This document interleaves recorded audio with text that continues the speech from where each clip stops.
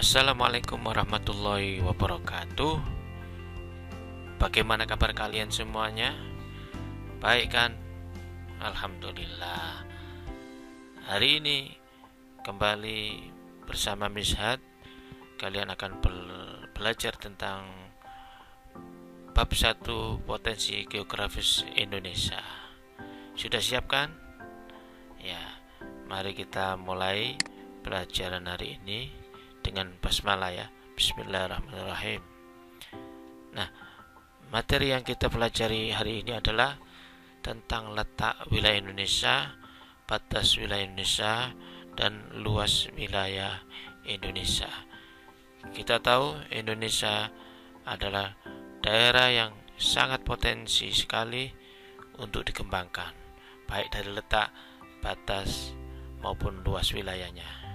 Baiklah, kita mulai dari letak wilayah Indonesia ya. Ingat, Indonesia mempunyai beberapa letak yang sangat strategis ya, baik secara astronomis, geografis maupun geologis. Kita bahas pertama adalah tentang letak astronomis Indonesia. Nah, apa itu letak astronomis? Kita tahu letak astronomis adalah letak suatu wilayah atau negara berdasarkan garis lintang dan garis bujur. Nah, ini adalah letak lintang Indonesia, yaitu 6 derajat lintang utara sampai 11 derajat lintang selatan dan 95 derajat bujur timur sampai 141 derajat bujur timur. Nah, ini adalah letak Indonesia, lintangnya 6 derajat lintang utara ini ya, sampai 11 derajat lintang selatan dan 95 derajat bujur timur sampai 141 derajat bujur timur. Nah, apa pengaruhnya sekarang letak lintang dan bujur itu? Kita lihat ya. Nah, ini pengaruhnya. Yang pertama adalah menyebabkan suhu di Indonesia senantiasa tinggi. Nah, ini kira-kira pengaruh apa lintang atau bujur? Ya, betul. Ini adalah pengaruh dari lintang. Nah, sementara Indonesia mempunyai 3 zona waktu adalah pengaruh dari bujur, atau setiap 15 derajat bujur itu perbedaan waktunya adalah 1 jam. Sehingga di Indonesia ada sekitar 45 derajat ya, yang membujur ini. Sehingga kita ada 3 pembagian wilayah waktu ya. Ada waktu Indonesia Barat, waktu Indonesia Tengah, dan waktu Indonesia Timur ya. Nah, letak kedua adalah letak apa? Iya betul, letak geografis. Apa itu letak geografis? Yaitu letak suatu wilayah berdasarkan posisinya terhadap wilayah lain ya. Itu adalah letak geografis Indonesia. Kita lihat itu, Indonesia letaknya sangat strategis, ada di antara 2 samudra dan antara 2 benua ya, benua Asia, Samudra Hindia, dan Samudra Pasifik. Nah, sekarang apa pengaruhnya kira-kira? Nah, kita lihat pengaruh dari letak geografis Indonesia adalah pertama, membuat Indonesia berada di posisi silang lalu lintas perdagangan dan pelayaran dunia. Nah, kita ini dilalui oleh lalu lintas perdagangan dan pelayaran dunia ya. Kita lihat ini daerah Selat Malaka, Selat Sunda, Selat Lombok, dan lain sebagainya. Ini daerah-daerah yang sangat potensial dilalui oleh jalur-jalur perdagangan internasional. Yang kedua adalah masuknya pengaruh kebudayaan dan peradaban dari negara lain.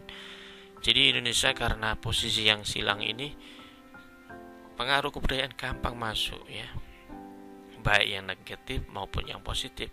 Nah, oleh karena itu kita harus pandai-pandai apa yang masuk ke wilayah Indonesia ya, pengaruh budayaan. Yang ketiga adalah menyebabkan keanekaragaman di Indonesia. Jadi Indonesia sangat beragam dari segi budaya dan lain-lain. Dan yang keempat adalah mempengaruhi kondisi geopolitik atau pemikiran kewilayahan dan kehidupan bangsa. Kita tahu Indonesia secara geopolitik sangat beragam ya, karena kita beragam suku bangsa, beragam bahasa, termasuk beragam juga agama. Nah, kita lanjut ke letak berikutnya adalah letak geologis. Apa itu letak geologis? Yaitu letak suatu negara dilihat dari keadaan batu-batu yang terdapat dalam tubuh buminya serta fenomena geologi di sekitarnya. Nah, kita lihat sekarang pengaruhnya apa dengan kondisi geologi seperti ini. Yang pertama, potensi tambang mineral, logam, serta cekuan minyak dan gas bumi.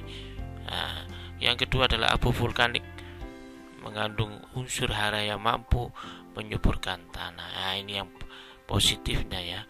Tapi biasa dalam kehidupan itu ya ada positif dan ada dampak negatif. Nah, kita melihat dengan posisi Indonesia sebagai ring of fire atau cincin api, maka selain kaya akan gunung api yang menyuburkan dan kaya akan sumber daya alam, jangan lupa di Indonesia juga kaya akan gunung api ya. Kita lihat di busur dalam ini kaya gunung api, baik yang dari sirkuit Mediterranean maupun Pasifik, termasuk busur dalam busur luarnya ini juga kaya akan potensi gempa ya. Saya katakan inilah yang negatifnya, subur, kaya sumber daya alam, juga tadi ada unsur-unsur positif yang lain. Tetapi ingat, hidup adalah ada sesuatu yang enak dan tidak enaknya lah ini. Nah, yang penting kita bisa mensyukuri dan mengantisipasinya ya.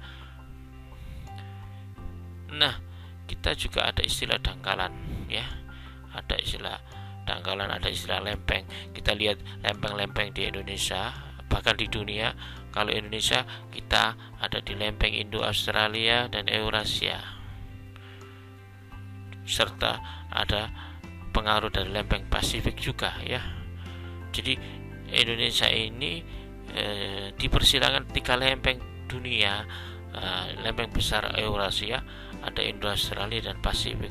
Maka sangat dinamis sekali dengan adanya lempeng-lempeng ini yang mempengaruhi Indonesia kaya sumber daya, dampaknya juga kaya bencana.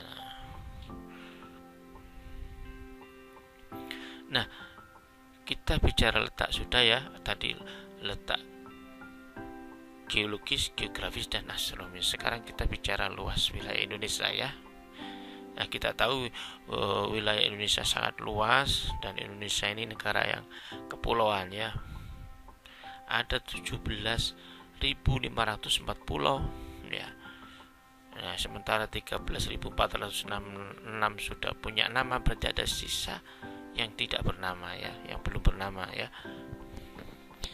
Nah, berdasarkan BPS tahun 2015, luas darat Indonesia adalah 1.913.578 km. Berdasarkan BIG tahun 2015, perairannya ini kalau yang tadi kan daratannya yang 1 juta sekian. Nah, bagaimana dengan perairannya? Itu 6.315.222 km. Jadi ingat, luas laut kita 70% dari seluruh total wilayah Indonesia, sementara daratan hanya sekitar 30%. Jadi bayangkan kekayaan laut kita yang seluas itu tentulah sangat banyak perlu untuk digali ya. Oke. Nah, sementara batas wilayah Indonesia kita lihat. Nah, ini wilayah darat ya. Jadi wilayah darat kita ini berbatasan dengan Malaysia ini ya. Kemudian ada Papua Nugini di sebelah sini ya, nggak kelihatan ya. Kemudian Timur Leste jelas di sini ya. Sementara batas wilayah laut kita di India, jelas laut ini ya. Kemudian Thailand, laut di Thailand ini ya. Kemudian ini kan India yang sebelah sini ya. Ini Thailand. kemudian Malaysia jelas ada laut juga, Singapura jelas ada laut, Vietnam juga, Filipina juga, Papua Nugini juga ya, termasuk Australia dan Timur Leste ya. Oke. Nah, sementara batas daratan tadi sudah diungkap dengan Papua Nugini ya, Malaysia, dan juga ada satu lagi apa tadi, Timur Leste. Nah, itu ada dua batas daratan, ada yang buatan seperti gambar ini adalah batas dua negara ya, Nederland dan Belgia. Ini Belgium, ini Nederland. Ini jadi kakinya kalau mengkangkang di sini berarti antar dua negara. Jadi biasa di Eropa itu dua negara dibatasi dengan tanda gini aja ya, seperti Belgia dan Nederland ya, atau Belanda. Nah, ini batas buatan yang dibatasi. Ada yang batas alamiah, yaitu berbentuk seperti pegunungan, sungai, laut, dan hutan. Jadi ada negara yang dibatasi antar pegunungan ya, sungai, berarti kanan sungai negara ini, kiri sungai negara ini, seperti itu ya. Ini namanya batas alamiah yang ini ya. Nah, apa batas alamiah? Batas daratan itu adalah batas geografis, adalah batas yang ditetapkan berdasarkan garis lintang dan garis bujur. Ini kalau batas geografis. Kalau batas darat, nah, tadi ada istilah alamiah dan ada buatan. Nah, ada lagi batas lautan. Nah, ini yang kadang rawan konflik ya. Kalau Indonesia jelas kita mengikuti konvensi Perserikatan Bahasa-Bahasa tentang hukum laut, UNCLOS ya, yang telah disepakati tahun 82 di Montego Bay, Jamaika. Kita resmi mengikuti UNCLOS ya. Oke, kita lihat selanjutnya. Nah, batas lautan ini ada beberapa jenis ya. Yang pertama adalah batas laut teritorial. Ya, mungkin kita jelaskan dengan kalimat dulu ya, nanti kita lihat di gambar. Nah, batas laut teritorial itu apa? Batas laut yang ditarik ini ya, dari sebuah garis dengan jarak 12 mil. Nah, 12 mil. Indonesia punya hak kedaulatan sepenuhnya dan menyediakan alur pelayanan lintas damai baik di atas maupun di bawah laut. Jadi ini teritorial, berarti laut wilayah kekuasaan mutlak wilayah Indonesia. 12 mil ya, sekitar berapa itu ya, 1 milnya 1,6 km, berarti tinggal kalikan 1,6 kali 12 berarti sekitar berapa kilometer ya. Nah, yang kedua adalah batas laut kontinen. Apa itu? Diukur dari garis dasar pantai ke arah laut dengan jarak paling jauh 200 mil ya.